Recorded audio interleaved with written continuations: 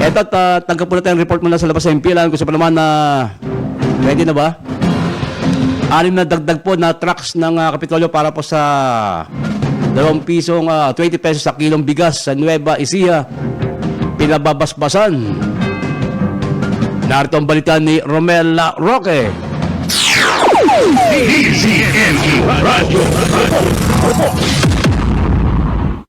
Yes, kaante, 6 na bagong rolling trucks ng pamahalang panlalawigan ng Nueva Ecija na gagamitin sa pagbebenta ng bigas na 20 pesos kada kilo. Ang pinabasbasan ng butihing gobernador Aurelio Matias Umali ay Padre Arnold Abelardo. Mayroon na ngayong 8 rolling trucks ang Nueva Ecija government na umiikot sa iba't ibang panig ng lalawigan para maghatid ng mura at di kalidad na bigas para sa mga Nobosihano.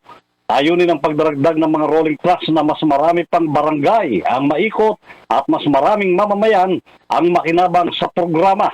Ang programang ito ay sinakatuparan sa inisyatiba ni na Governor Aurelio Oy Matias Umali at Vice Governor Lemon Umali bilang bahagi ng patuloy na pagtulong ng pamahalang panlalawigan sa pangangailangan ng Nobosihanos.